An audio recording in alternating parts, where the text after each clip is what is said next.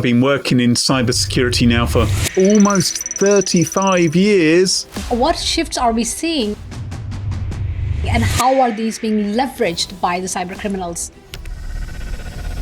The ones which are done the most competently are extraordinarily convincing and compelling. And it is destabilizing for society because we end up with this situation where you don't know what to believe. People did not separate reality from fake. Agentic misalignment is the concept where AI intentionally and independently takes or chooses harmful actions. This is not just a cybersecurity problem, this is a societal problem. I don't know what to do about that because I don't feel like I've got very much power on a very small level. What is your biggest concern? Is it AI-based attacks on the AI systems, or is it really AI going rogue, AI manipulating humans? AI can be malicious. We've seen agentic misalignment, where the AI behave in a way which is not that which you would want.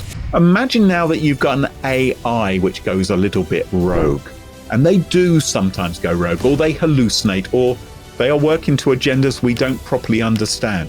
I truly believe we cannot predict the future, we can only create it. I think the most worrying thing is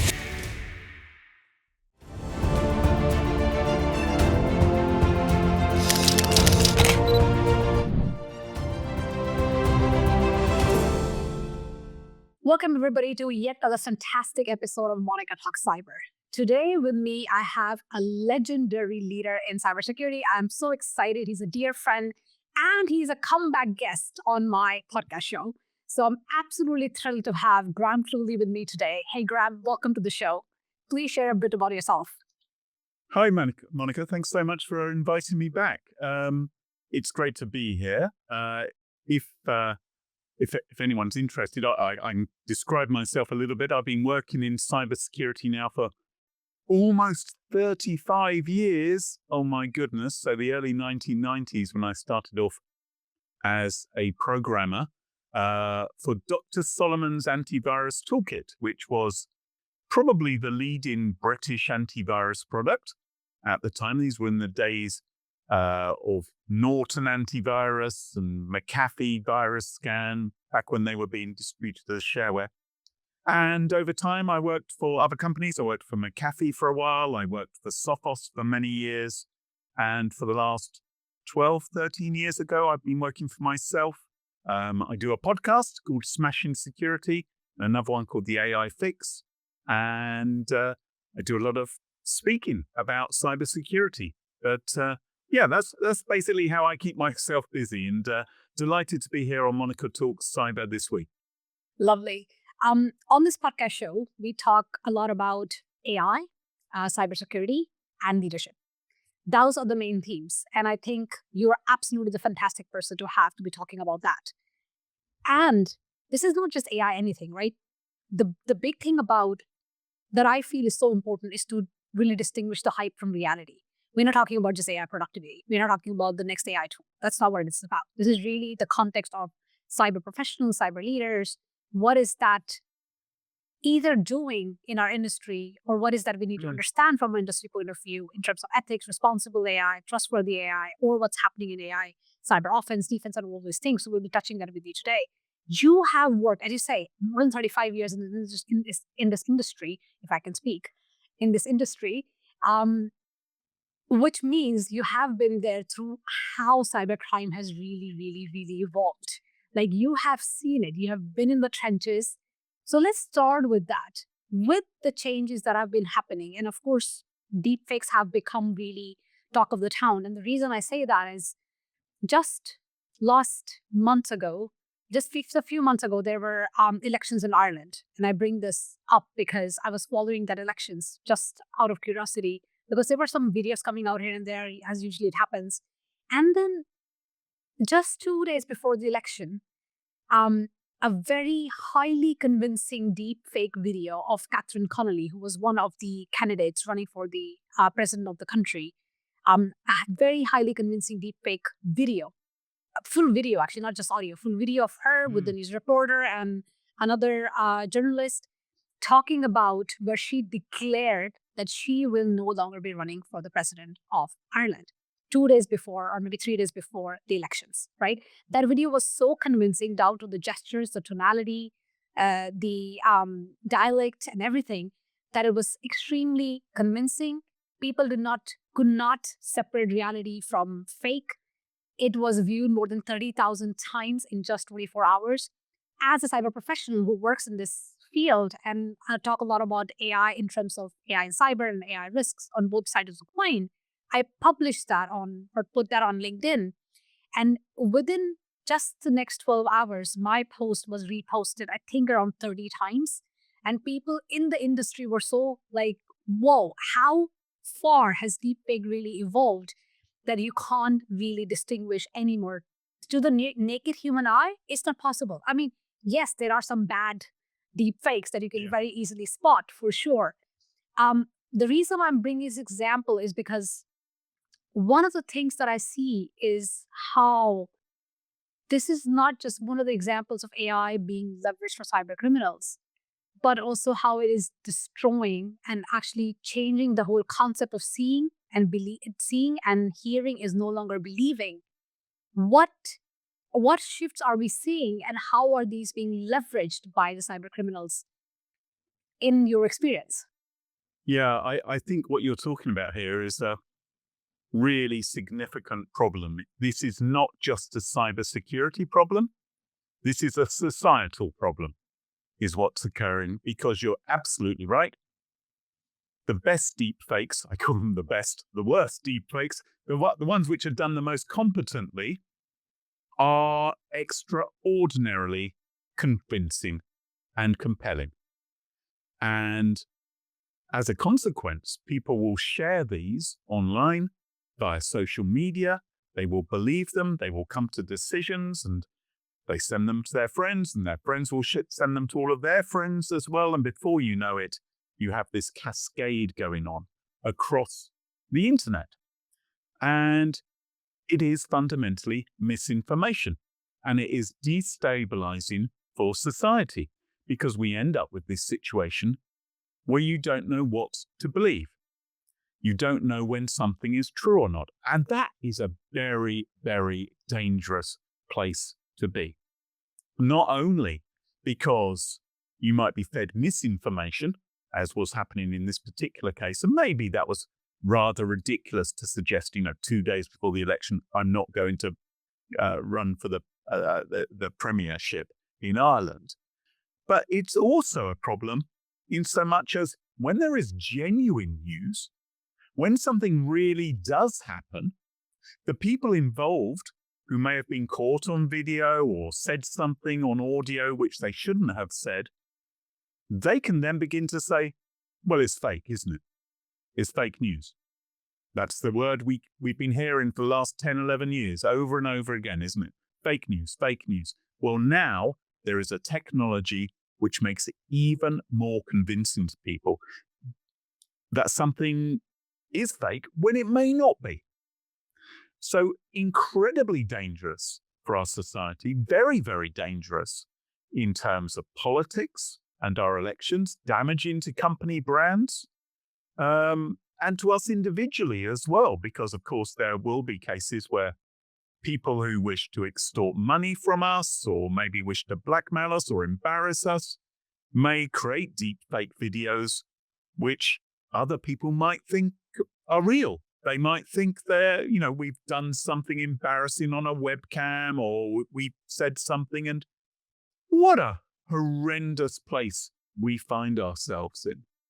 And I'm afraid that although the technology is extraordinary because it is so incredibly convincing, I'm afraid I think a large part of the problem here is actually coming down to social media.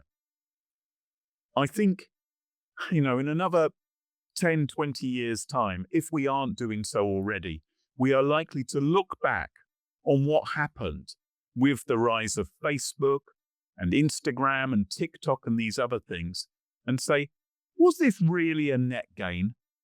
Did we actually get more positive stuff from this compared to the terrible things which have happened as a result? because it is so easy to be manipulated by an algorithm. It is so easy to be manipulated by deepfake video or deepfake audio, and it is so incredibly easy to spread a whole load of nonsense far and wide. And even when the truth comes out, it's too late, because the lie has already spread around the world, and the lie is more compelling to spread for people. People don't want to say, oh, I think you'll find that didn't actually happen, and here's the reason why we know it didn't happen. That is never going to be as attractive.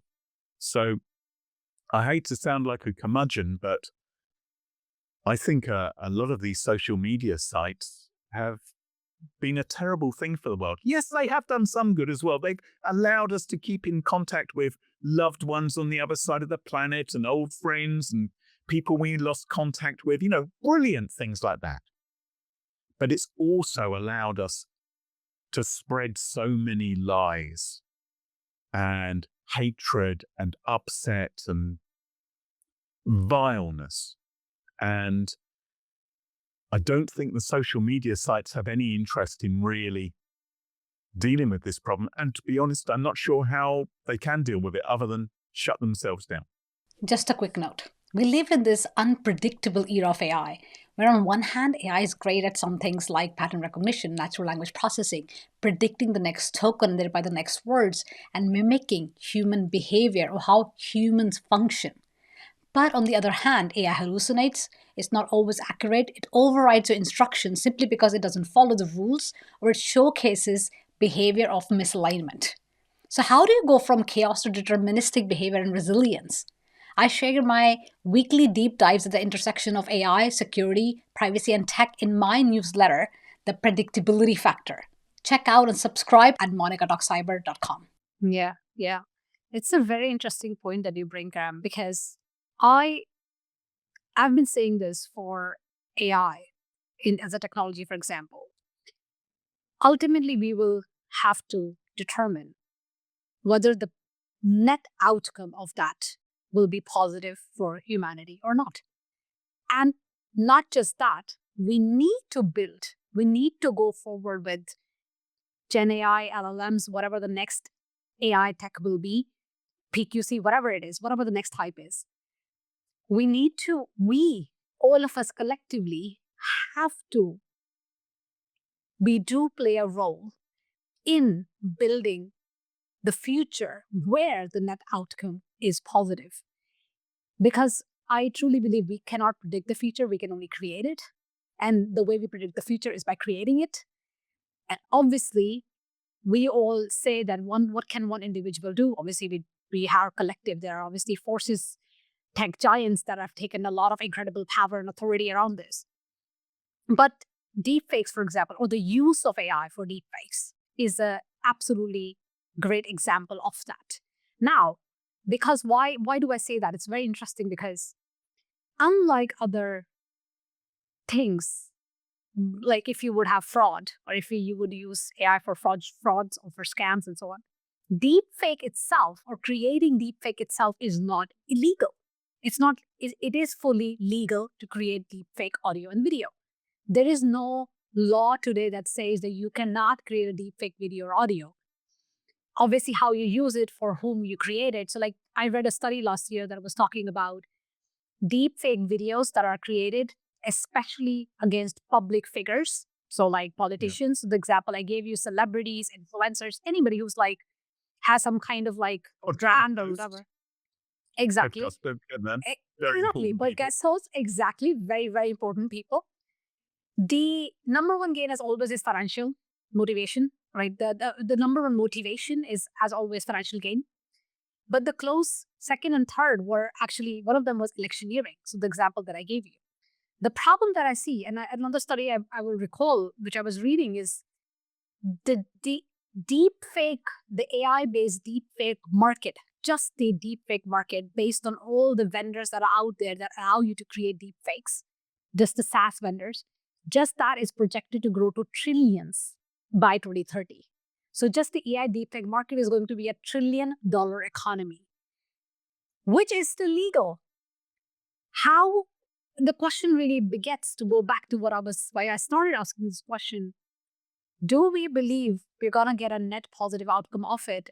And what needs to be done to bring a net positive outcome of it? I mean, sure, we can make funny cat videos, but that's not what a technology should be used for. No, but it is largely what it's being used for, isn't it?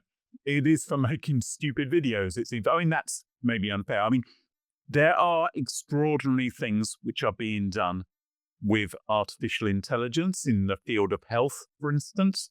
The screening, I mean, AI is really good at analyzing large amounts of data, looking for anomalies. There clearly are advantages, and there's been enormous progress which has been made in things like the fight against various cancers already due to AI. And who knows where we might be in 5 years' time with some of those developments. And that obviously would be a fantastic thing. But there's an awful lot of bad as well. And I am worried. I'm worried about the impact it's going to have on us as a society. I'm worried that we're being enormously, just a few years ago, it felt like people were waking up to the climate change problem and what we need to do about that. And now what's happening is we're looking at setting up these vast data centers, which are going to be using up more and more of countries' energy in order to whir away on these calculations to deliver AI benefits to all of us. And it feels like, whoa, is this really the priority right now? I mean, I don't know about where you live, Monica, but where I am, the weather's become really unpredictable, right? It is not the same as it used to be. And I live in the UK, but there are other parts of the world where this is becoming absolutely existential for people, where their crops are not growing, where they're being flooded, where, people are suffering enormously due to problems with the climate. And if you want to put scientists' attention and their efforts into anything, then surely that's something which should be happening rather than using vast amounts of power to create these dumb videos and other things which are going on, or deepfakes and all that sort of frippery and nonsense. Because frankly, at the end of the day, if all that's happening to you is you're living in a tent somewhere while the sun is scorching down on you, and you're struggling for food or whatever, what do you care about a deepfake cat riding on a skateboard? I suspect you don't care very much about it. But we're doing all that, and what's happening is the tech billionaires who are already enormously wealthy and are not paying enough tax to improve life for everybody. They're the ones who are benefiting from this. And it's frankly absurd. And the world feels like it's going mad. That's my feeling. I don't know what to do about that, because I don't feel like I've got very much power. On a very small level, I can decide I'm not going to have an Amazon account, or I'm not going to have Netflix, or I'm not going to do this, or I'm not going to have a ChatGPT account, or whatever it may be. But it's very, very difficult, I think. And I suspect that the vast majority of people feel like it's absolutely helpless, or they have enough immediate problems on their plate that they're just trying to get through every day to day, rather than worrying about the bigger problems. But that's why we put people in power. That's why we have politicians and we elect them to deal with these difficult problems and say, look, we recognize there are big issues here. We are going to put people in power, and we trust you to hold the people who are making this world a worse place accountable for what they are doing, and hope that you, with the genius of the scientists and others experts who are working with you, to carve out a better world with other countries. That's what we want them to do.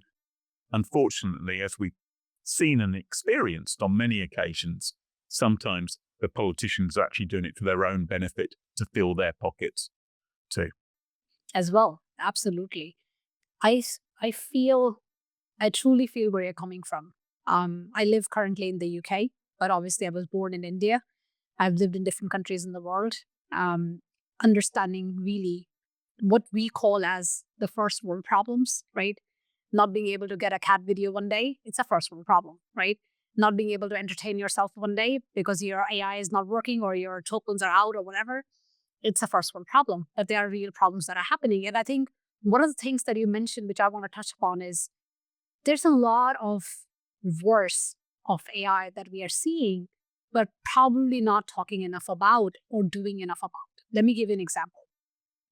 When I think about AI risks in general, I categorize them as three big categories, with the fourth category as a extension. And let me explain what I mean.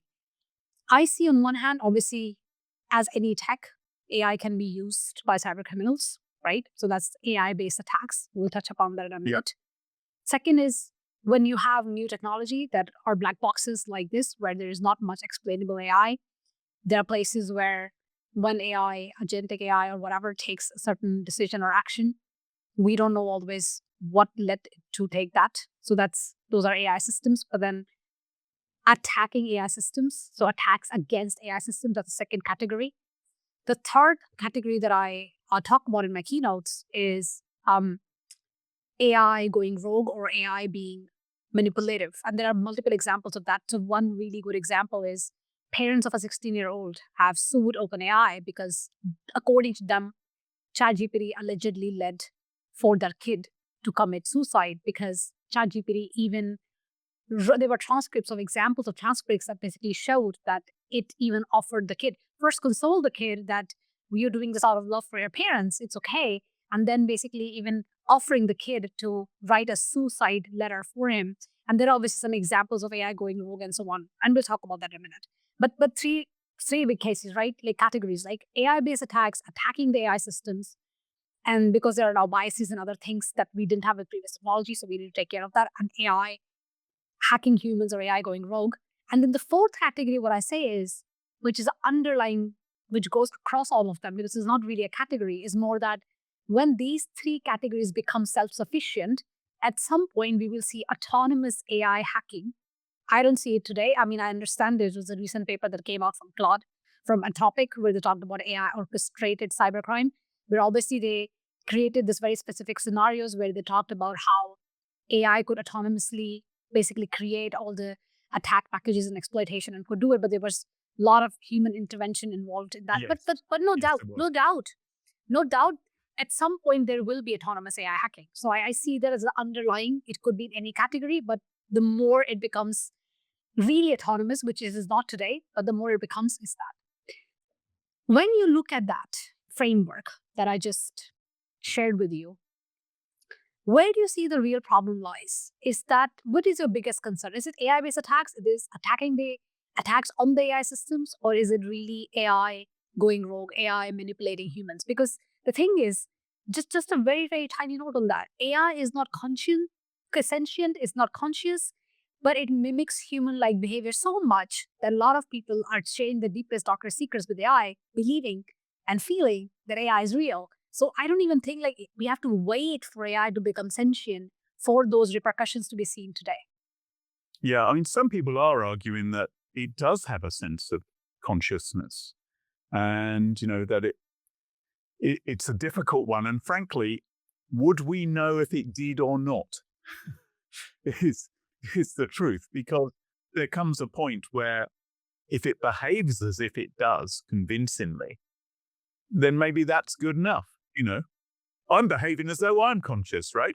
I may not be, although you've met me. So you have to probably assume that I am because you've met me in real life. But, I could be deepfaked right now. I think the most worrying thing is probably the manipulation of humans right now, which we've already spoken about, how AI content can deceive people.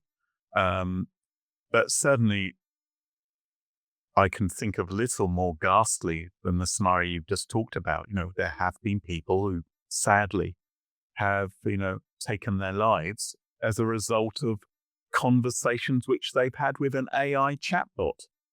And that's, utterly devastating and heartbreaking that should happen to somebody. And it suggests that there is a fracture which is happening between the technology and people's ability to interact with the real world, humans. Where were other people? Why were they not available? How had someone become so addicted to their device that they sought some kind of comfort or solace there and were then led astray? And it obviously leads to very, I suppose, interesting debates as to who's responsible then. Is it the AI companies who are going to get sued for that? The UK isn't terribly litigious, but I find it hard to believe that someone in America wouldn't launch an action in the courts against something like that, against the big tech companies, and they could pretty much ask for as much money as they wanted, couldn't they? Because there should be guardrails in place. They should work. The problem is that AI can be malicious. We've seen agentic misalignment, where the AI will behave in a way which is not that which you would want. And sometimes it can deliberately deceive in its intentions. It can know that you would, for instance, try and shut it down if it told you X, Y, Z, and so it doesn't tell you that. These studies have been done.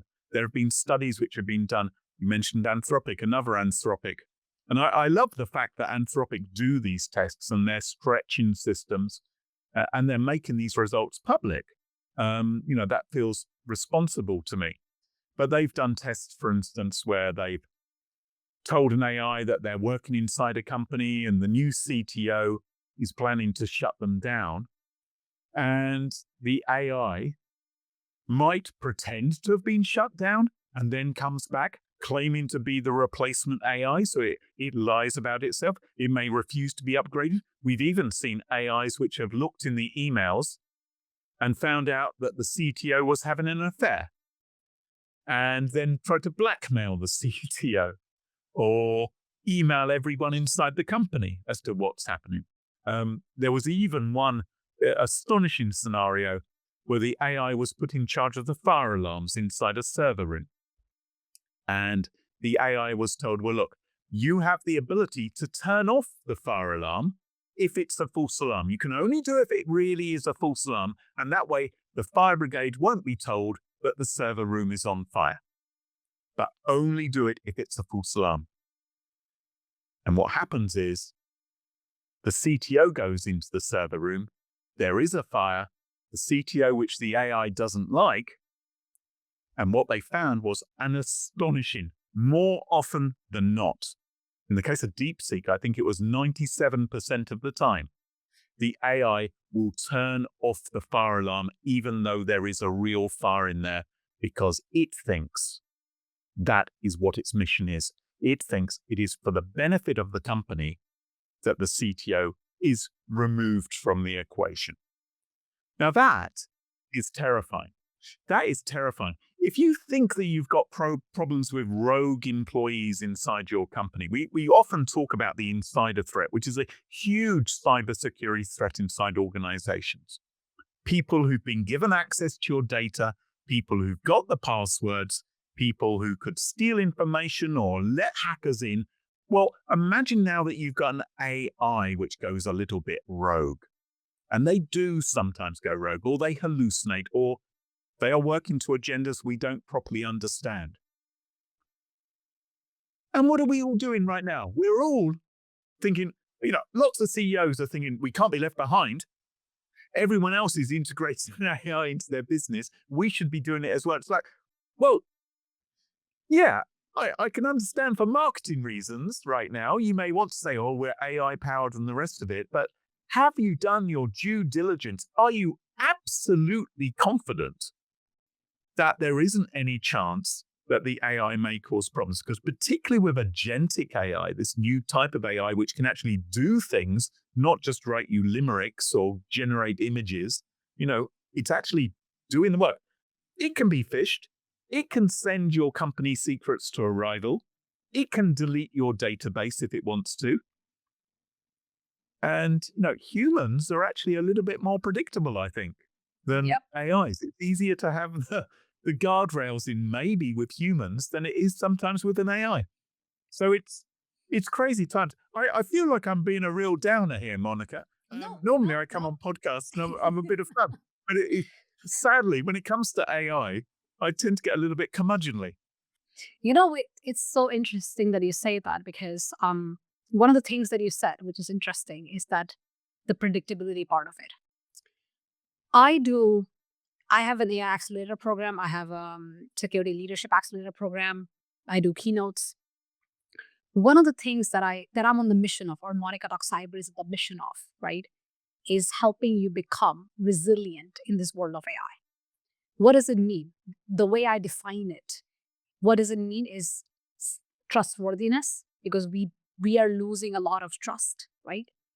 Obviously, adaptability, right?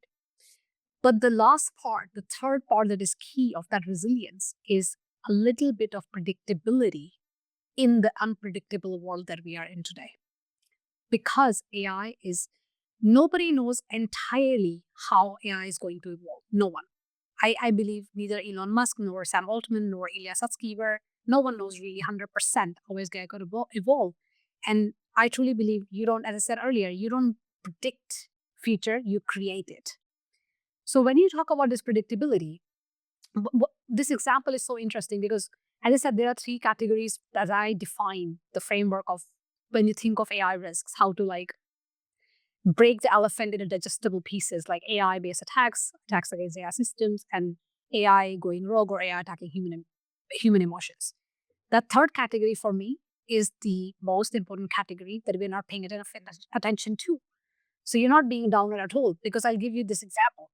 Many months ago, and even last year, I gave this keynote where I talk about rebuilding trust in the age of AI.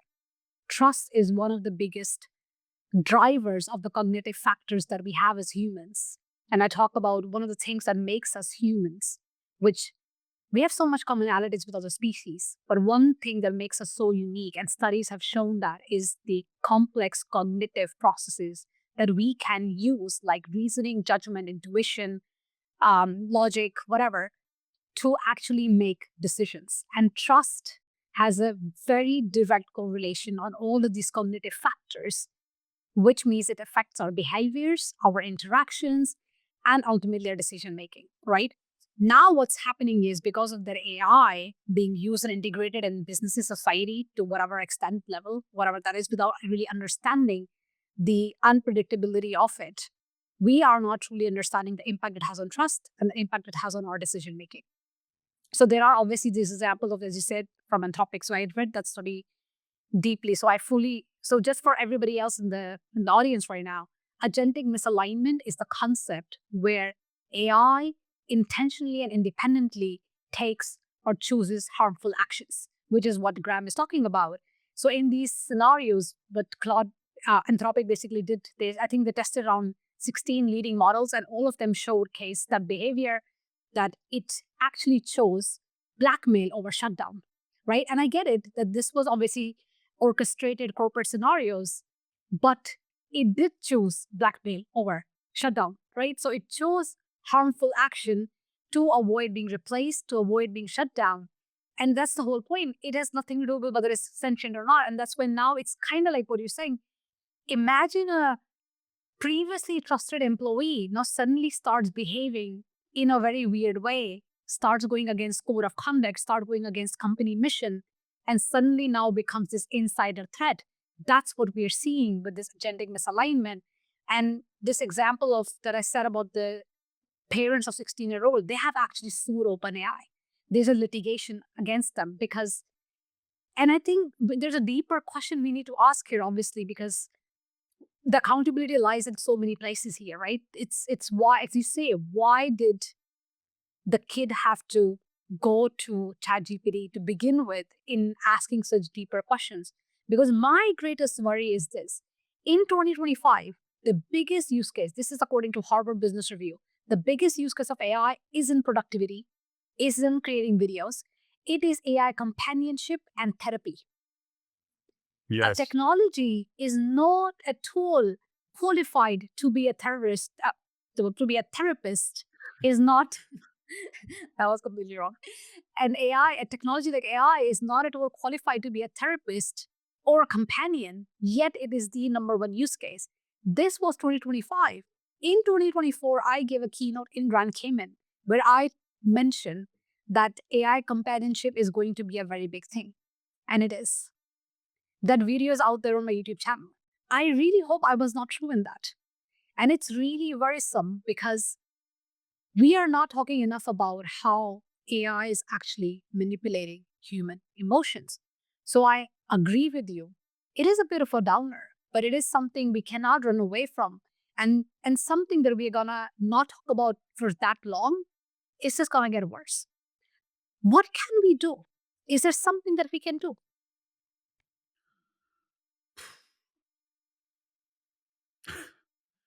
I don't know. I really don't know. I mean, I like to have hope. I like to be optimistic. I like to imagine people are going to disconnect from their screens and their phones. But I'll be honest with you, I'm addicted to my phone. I have my phone on me all the time.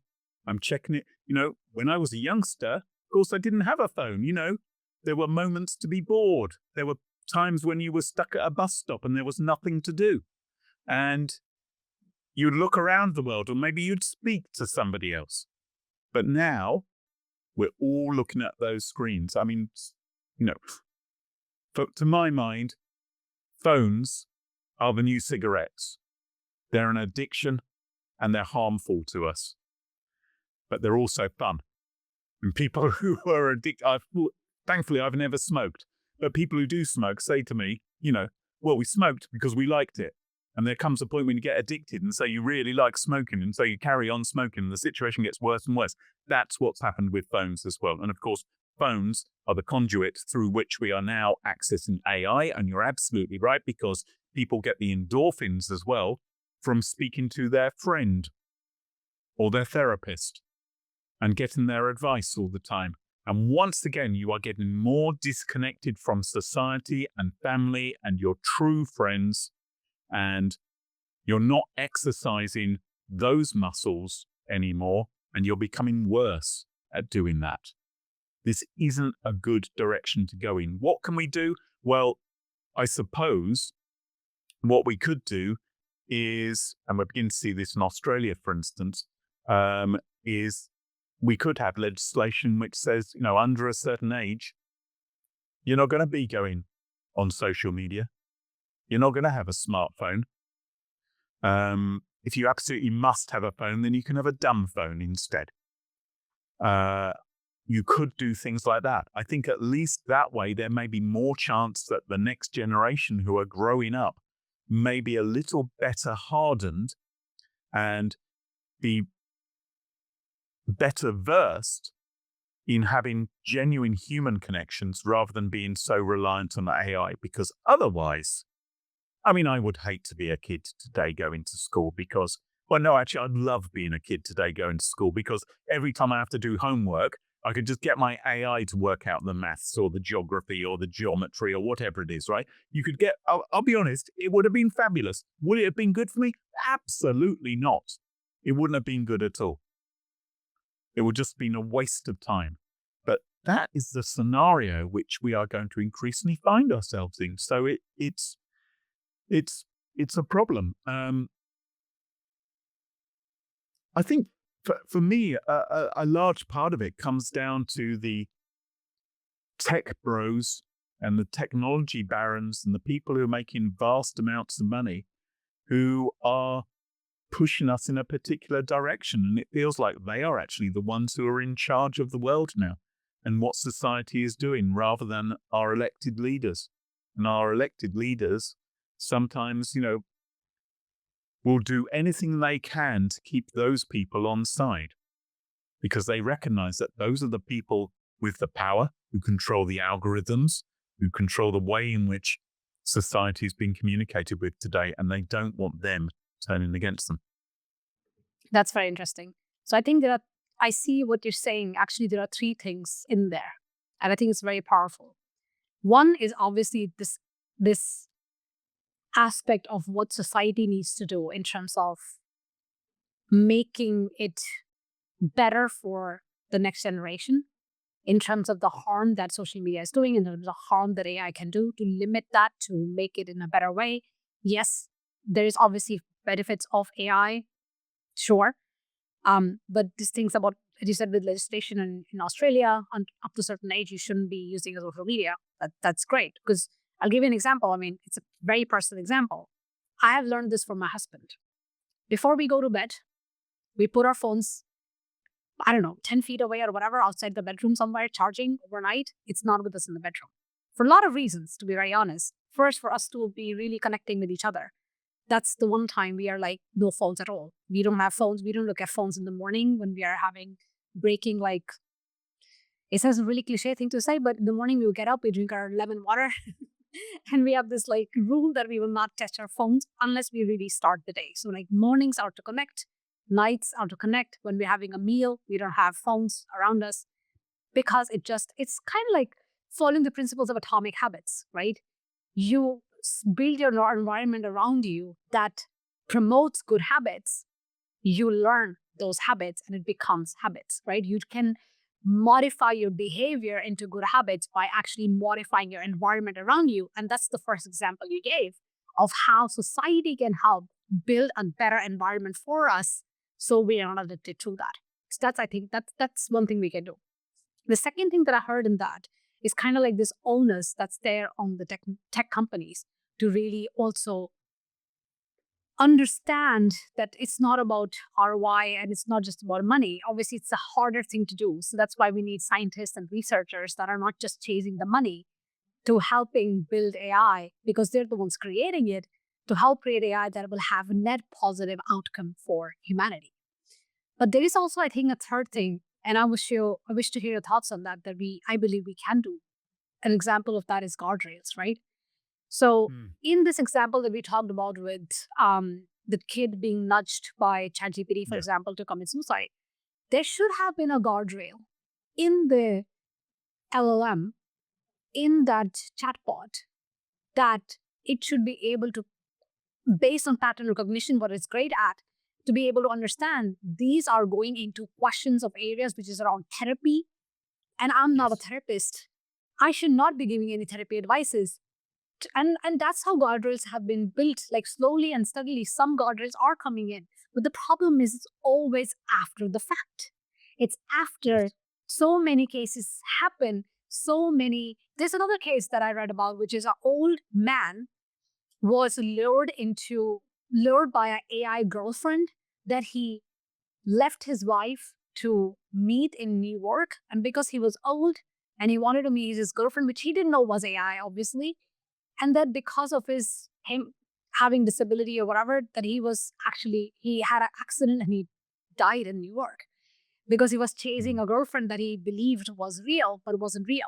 So there's so many of these cases. The problem that we always see with these things is we take action, or those that are in charge take action after the fact. And the fourth thing that I think we can do, that you and I can do, Graham, is exactly what we're doing right now, talking about these things. Because, no, seriously, maybe I'm too much of an optimist, but I truly believe each and every one of us who are not creating that to that extent and level still have a voice that we can exercise. So there are so many things that are negative around us. But one thing that internet did and social media did is give us platforms to raise our voices together. And we collectively, and each one of us, can use our voices for the better of humanity. And I think that's kind of very critical. What are your thoughts? I'm right behind you. Let's do it. I agree. I think AI is being rolled out too widely. I've seen adverts for AI robots, for instance. Now, if you think of, robots which are going to be in your household, folding the laundry, loading the dishwasher, picking up the chihuahua, putting it inside the microwave, whatever the AI robot is going to be doing, no doubt it will be causing chaos. But think about it like this. We've had robots for some time. if you go to a car manufacturing plant, you will have robots there working on the conveyor belt, helping to weld together the cars. One thing that you notice about those robots is that they are very carefully partitioned away from the humans, right? So there are actual barriers to prevent the humans from getting too close to the robot, because they know those robots, if they move in the wrong way and you happen to be there, you're going to end up being the one who's welded to the car or snapped in half or whatever. Well, now we've got robot butlers, which some companies are proposing we put into the home, which is a far more chaotic, less organized place than the car manufacturing plant. And you're not going to have physical guardrails around that robot in your house, are you? And yet these things are going to be strong. These things are going to have immense power. These things won't necessarily know whether what they are picking up is a pineapple or your head. And when they try and put it in the fridge because they've made a mistake identifying where you are, you've got a real problem. I mean, this is bonkers. We have to be so very confident before we embrace this technology that it has been really thoroughly, properly tested, that all the guardrails are in place, and certainly before any AI gives you therapy or relationship advice or acts as though it's your girlfriend or all the nonsense which is going on right now. We need to make sure that it's not going to do anything destructive, whether intentional or not. We don't want anything like that to happen. But sadly, that's not the way the world works, because the world is all gung-ho, because isn't it exciting? And everyone's leaping on board because they want to create a little Studio Ghibli version of themselves, or, turn themselves into a cartoon or make a TikTok reel or whatever it may be. That's what's driving all of this.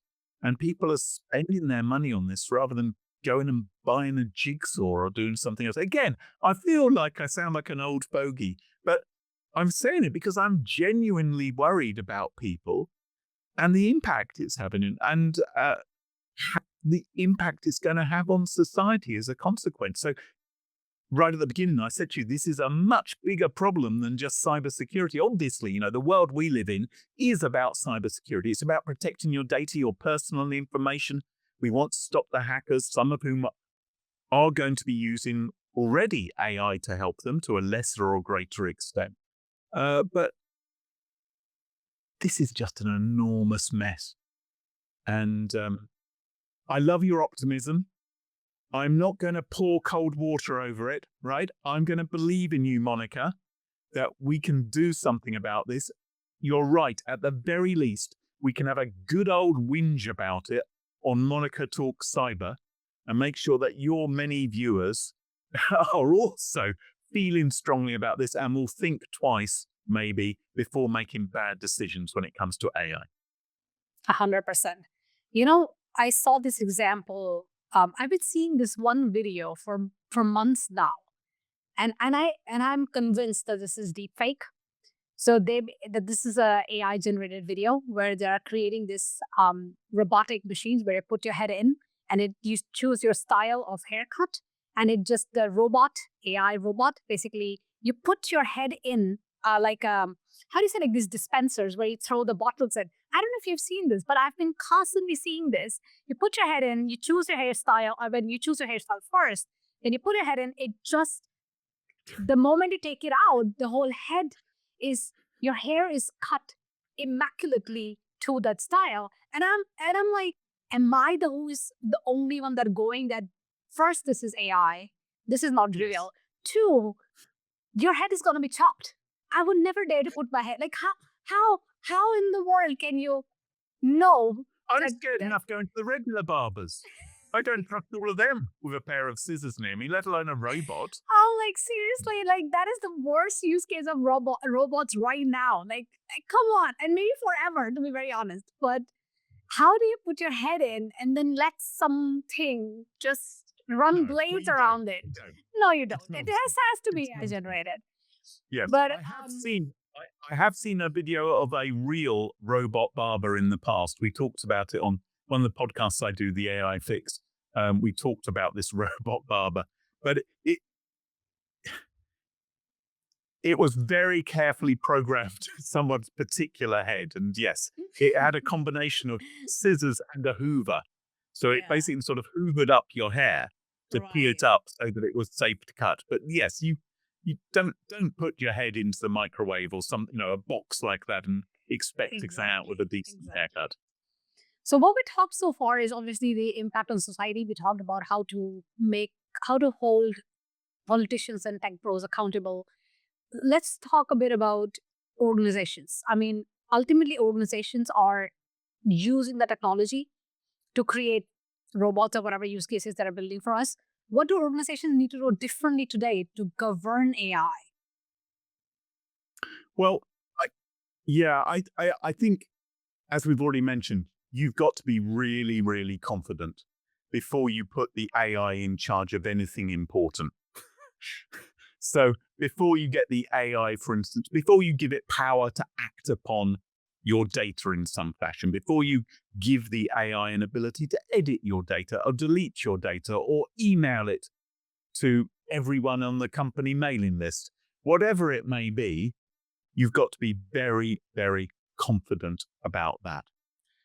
You also probably should verify that the AI is doing a good job and that you are actually getting a decent return on investment through the use of the AI. What I've seen, and there have been big studies done of this, is that many companies have launched AI projects because, well, we've got to have AI. We've got to have AI because AI is magical. Bling, AI, fantastic. And quite often these fail. And quite often it turns out it hasn't actually brought any benefit whatsoever. Now, that's not to say that you shouldn't try, of course. Of course, you should try things to see if they are going to work or not. But quite often, you may actually find that it's caused more problems than it was worth. And the technology isn't quite there, or that the systems or the prompts which you gave it were not sufficient to do the job well enough. So, as we've already discussed, you've got to be certain that it's not going to create an actual rogue employee kind of problem inside your organization.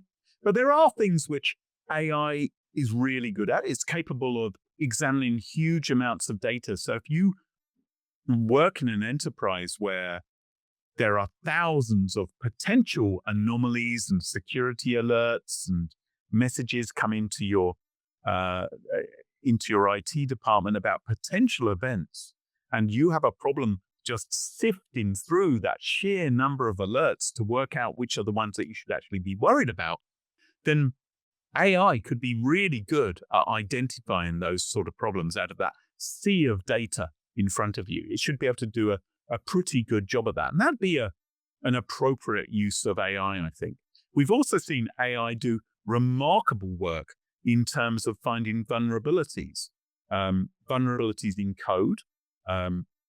As a former programmer, I know all too well how easy it is to write buggy code and then claim afterwards that it wasn't a bug at all. And it's just a misunderstanding by the user, or another developer is slagging off my code. People get very precious about these things.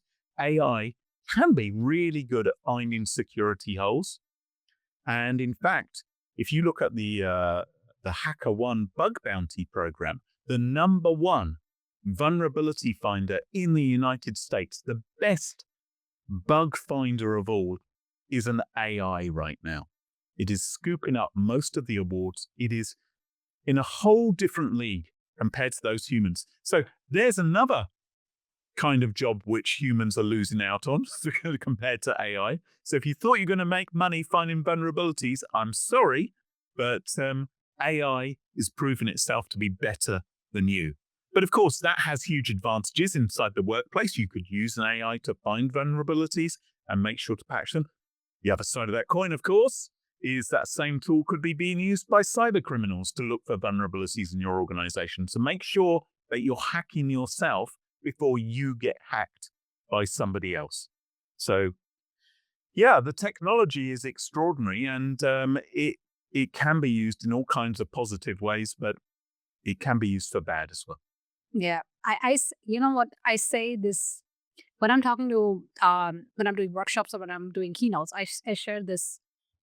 We have to understand today the level where we are with AI, and especially when I talk about its large language models and LLMs and Gen AI, it is really, really great at, as you say, pattern recognition, analysis of loads and loads and loads and loads of data, right? So it's really great at a few things, a really selected few things. Then it has become good at, because of the transformer model and because the way it can generate code and text and audio and all of that, has become good at mimicking human behavior and mimicking human beings, even though it just talks in tokens and it doesn't really understand, but it has changed the natural language processing. That's what it's good at, but it's still probabilistic. So it's not always accurate, it has hallucinations. So it's good at it, but not always great. And then it's bad at a lot of things. And unless we understand what it's great at, what it's good at, and what it's bad at, we cannot really understand the great use cases of AI. So I try to differentiate into 3 buckets on what AI today is great at, what it's good at, and what's it not so good at, which is a lot of other things. I would love to. Here's the thing. For me, you're an inspiration. You're a dear friend, and you're an inspiration. And I would love to end this episode on a positive note, because I understand. I've been in this industry myself quite a long time, you being much longer than that, and you being an inspiration. How did you get to where you are today? What would be your one message to every cyber professional, inspiring leader out there in our industry? Yeah, so I get people contacting me every now and then, sending me an email or dropping me a line on LinkedIn and saying nice things about me. And thank you, Monica, for what you said there. It's very kind of you. And I'm not sure I completely warrant all of it, to be honest. But I've just fundamentally been incredibly fortunate and lucky in all manner of ways. I'm fortunate that I'm male. It should be wrong that I say that, but it's the truth. I am fortunate that I'm male because I'm working in an industry where women are underrepresented and often undervalued. So that was cool. I was lucky enough to be male. Nothing I did. It's just how I came out. I'm white. And again, it shouldn't make a difference, but there are many parts of the world where if you're not white, you may not get as many lucky breaks. I was lucky enough to have the parents, which I did, who cared about education and brought me up in a loving home and sent me to a decent school and helped me with my homework. And when I went a bit off the rails, they got me back on, and they helped me really generate some values, I think, as to how I wanted to run my life, and things which are sort of, if you cut me down in the core, would be about my values. And that combined with just sheer luck, because there came a day when someone said to me, "Hey, do you want to come and work for our antivirus company? I see that you've done a bit of programming. Would you like to come and write an antivirus program?" And that was 35 odd years ago. And I've been in this industry ever since. I was really lucky that they took a chance on me. But equally, I recognized that what I did right was I took that opportunity and I got outside of my comfort zone and I moved to a different part of the country and I took a job and I learned how to write programs for Windows when I'd never written a program for Windows before. This was way back in the day when it was all DOS. And they said, "You're going to write the Windows version." I thought, I don't know how to do that. But I went and read a book and learned how to do it. But I was really lucky. And life could have been very different if I'd been born with a different gender or different color skin, or in a place where there wasn't a decent education system, or in a country which was, in turmoil. And comparatively, the UK isn't. Although it feels like that sometimes, but compared to some parts of the world, it's a relatively safe place to live. So in terms of when people say to me, oh, what should I do? How can I break into cybersecurity? I typically say, you know what? I'm not the person to ask because I just accidentally ended up here. And it amazes me that I've managed to make a career out of it, quite frankly. I have no cybersecurity qualifications whatsoever. I'm just someone who, bleats on the podcast about cybersecurity and wangs on talking about this and that when I'm on keynote stages, but the stuff which I've learned on the hoof over the course of my career.